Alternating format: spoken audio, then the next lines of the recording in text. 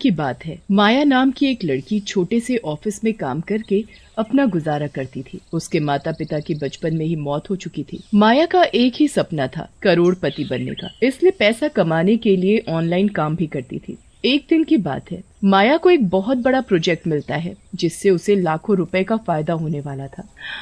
वाह, मेरे लिए ये प्रोजेक्ट किसी जैकपॉट से कम नहीं है। अगर मैंने इसे समय पर करके दे दिया तो मेरी लॉटरी लग जाएगी और मुझे लाखों का फायदा होगा और फिर मेरे सारे सपने पूरे हो जाएंगे। माया दिन रात प्रोजेक्ट बनाने में लगी रहती और कुछ महीनों की मेहनत के बाद उसका प्रोजेक्ट बनकर तैयार हो जाता है। मेरा प्रोजेक्ट बनकर तैयार हो गया। ये प्रोजेक्ट मेरे दिन रात की मेहनत है। अब मेरा करोड़पति बनने का सपना जल्द ही पूरा होगा। कुछ दिनों बाद उसे उसके प्रोजेक्ट के पैसे मिल जाते हैं। पैसे आते ही माया की खुशी का ठिकाना नहीं रहता और वो पागलों की तरह नाचने लगती है और अपने ही आप से बातें करे जा रही थी। अरे माया, अब तो तू जल्दी ही करोड़पति बन जाएगी और फिर तेरे पास सब कुछ। उस प्रोजेक्ट के बाद से माया को और भी ज्यादा काम मिलने लगा था, जिसकी वजह से माया रात भर जागकर काम करती। ऐसे ही एक दिन माया रात में ऑनलाइन काम कर रही थी, तभी उसे एक बहुत बड़ा प्रोजेक्ट मिलता है, वो भी 1 करोड़ रुपए का, जिससे उसका करोड़पति बनने का सपना पूरा हो सकता था। ये प्रोजेक्ट मेरी जिंदगी है, मुझे कैसे भी करके इसे पूरा करना होगा। इसी से मेरा करोड़पति बनने का सपना पूरा हो सकता है और फिर मेरे पास सब कुछ होगा, रुपया, पैसा, गहना, गाड़ी, बंगला, सब। फिर क्या था, माया उस प्रोजेक्ट को बनाने में दिन रात एक कर देती है और फिर कुछ महीनों की मेहनत के बाद एक दिन उसका प्रोजेक्ट बनकर तैयार हो जाता है और उसे उसके पैसे भी मिल जाते हैं। तो उसकी खुशी का ठिकाना नहीं रहता।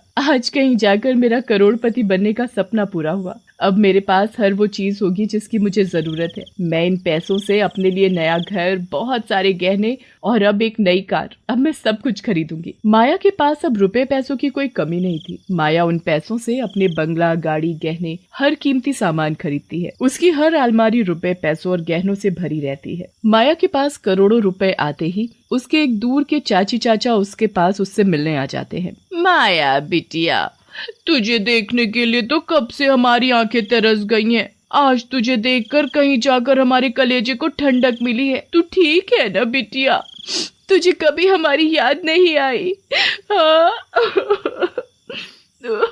ये कहते कहते माया के चाचा चाची उसके गले लग रोने लगते हैं। पर मैं तुम्हें नहीं जानती कि तुम कौन हो। मैंने तुम्हें पहले कभी देखा भी नहीं और मैं कैसे मान लूं कि तुम मेरे चाचा चाची हो? हम तुम्हारे सगे चाचा चाची हैं। बिटिया, तू उस समय तो बहुत छोटी थी। एक दिन हम सब घूमने जा रहे थे, फिर तू अचानक से न जाने कहाँ चली गई। हमने तुझे बहुत ढूंढा पर तू हमें कहीं नहीं मिली। अब तू हमें मिल गई है ना, अब हम तुझे कहीं नहीं जाने देंगे। हाँ। माया को अपने चाचा चाची की बातों पर यकीन हो जाता है और वो उन्हें अपने साथ अपने घर में रख लेती है। माया के चाचा चाची भी उसका खूब ध्यान रखते और उसे प्यार भी बहुत करते। माया भी अपने चाचा चाची को पाकर बहुत खुश थी, लेकिन उसे क्या पता था कि उसके चाचा चाची उससे नहीं, उसके करोड़ों रुपयों से प्यार करते हैं। ऐसे ही एक रात माया के चाचा चाची दोनों आपस में बातें कर रहे थे। अरे भाग्यवान, कुछ सोच, इस माया से करोड़ों रुपया कैसे लिया जाए? इसमें मुश्किल क्या है, इसे जहर देकर मार देते हैं और क्या। फिर उसके बाद इसका सारा पैसा हमारा होगा।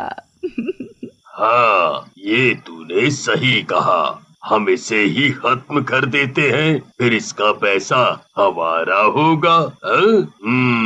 और फिर उस दिन के बाद से माया के चाचा चाची उसे मारने के लिए मौके की तलाश में लगे रहते और फिर एक दिन उन्हें माया को मारने का मौका भी मिल जाता है। माया अपने किसी प्रोजेक्ट पर काम कर रही थी, तभी उसकी चाची उसके लिए दूध का गिलास लेकर आती है। माया बिटिया, तुम्हें काम करते करते बहुत देर हो गई, तुमने कुछ खाया भी नहीं है। लो, पहले थोड़ा सा दूध पी लो, फिर उसके बाद काम कर लेना। माया अपनी चाची के हाथ से दूध का गिलास लेकर दूध पी लेती है और कुछ देर में माया का दम घुटने लगता है।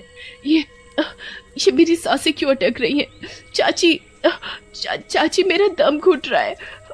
मुझे बचाओ चाची, चाचा मुझे बचाओ, मेरा दम घुट रहा है। माया के चाची चाचा जोर जोर से हंसने लगते हैं।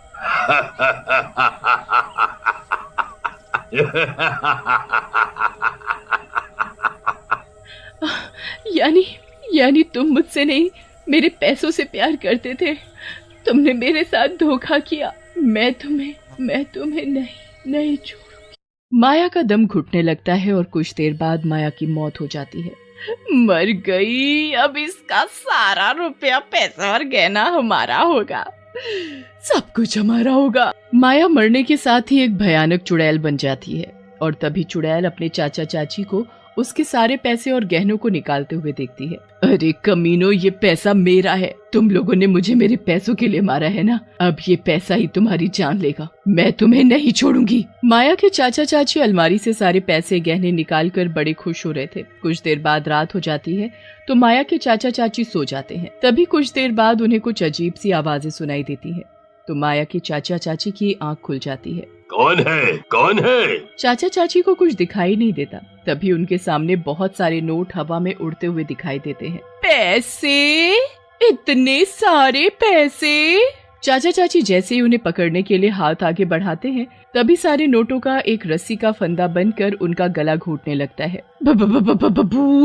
भूत, बचाओ बचाओ, कौन है? कौन हो तुम? हमें छोड़ दो। तभी देखते ही देखते चुड़ैल उन दोनों के सामने आ जाती है।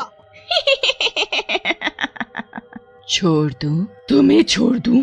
तुमने मुझे पैसों के लिए मारा है ना, ये करोड़ों रुपए मेरे हैं, इन्हें मुझसे कोई नहीं ले सकता, कोई नहीं। फिर देखते ही देखते नोटों की रस्सी उसके चाचा चाची को गला घोट कर मार देती है और कुछ समय बाद उस मकान में रहने रमेश और उसकी पत्नी नीना आते हैं। कुछ समय तक तो सब कुछ ठीक था, लेकिन फिर एक दिन अचानक नीना को कुछ अजीब सी आवाज सुनाई देती है, जिसे सुनकर नीना बहुत बुरी तरह डर जाती है। नीना पूरे घर में देखती है पर उसे कोई दिखाई नहीं देता। शायद मेरा वहम होगा, इसलिए मुझे ये आवाजें सुनाई दे रही हैं। फिर नीना रसोई में खाना बनाने चली जाती है और खाना बनाने के लिए जब वो डब्बे खोलकर देखती है तो उसे हर डिब्बे में रुपए और गहने ही दिखाई देते हैं। ये इतने सारे रुपए और गहने कहाँ से आए? उसे हर जगह रुपए और गहने ही दिखाई दे रहे थे। ये कैसे हो सकता है? इतने सारे पैसे और गहने कहाँ से आ सकते हैं? ये किसके हो सकते हैं? नीना को कुछ समझ नहीं आ रहा था कितने सारे पैसे और गहने कहाँ से आए। तभी उसे उन पैसों और गहनों से कुछ अजीब सी आवाजें सुनाई देती है। कौन है, कौन है? उसके सारे घर में करोड़ों रुपया ही रुपया होता है। कुछ देर बाद रमेश भी घर आ जाता है तो नीना उससे लिपट कर रोने लगती है और उसे सब बताती है। ये सब तुम्हारा वहम होगा, हमारे घर में रुपया कहाँ से आ सकता है?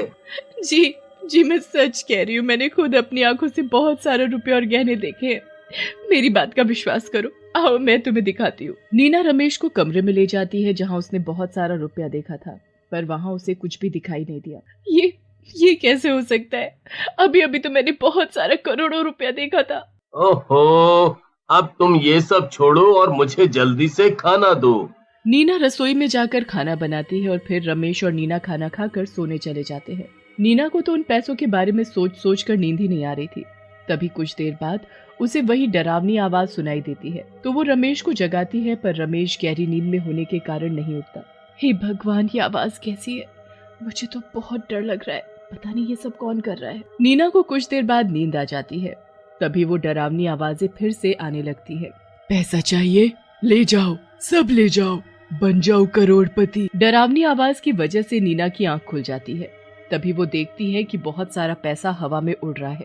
कौन है, कौन है? सामने आओ। तभी देखते ही देखते चुड़ैल नीना के सामने आ जाती है और उसका गला घोटने लगती है। बचाओ रमेश, मुझे बचाओ।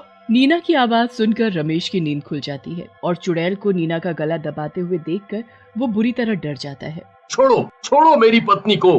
कौन हो तुम और तुम मेरी पत्नी को मारना क्यों चाहती हो? मैं सबको मार डालूंगी, जो भी मेरे इस घर में आकर रहेगा मैं उसे मार डालूंगी। पर ये घर तो हमने खरीदा है। नहीं, ये घर मेरा है, मैंने इसे अपनी मेहनत से बनाया है। मैंने दिन रात एक करके करोड़ों रुपए कमाकर बड़ी मेहनत से इस घर को खरीदा था। पर इसमें हमारी कोई गलती नहीं है।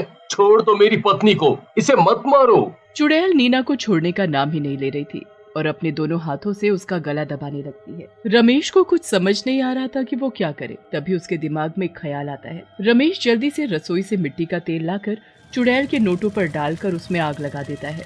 ये तूने क्या किया? तूने मेरे ही पैसों में आग लगा दी, मैं तुझे नहीं छोड़ूंगी। तभी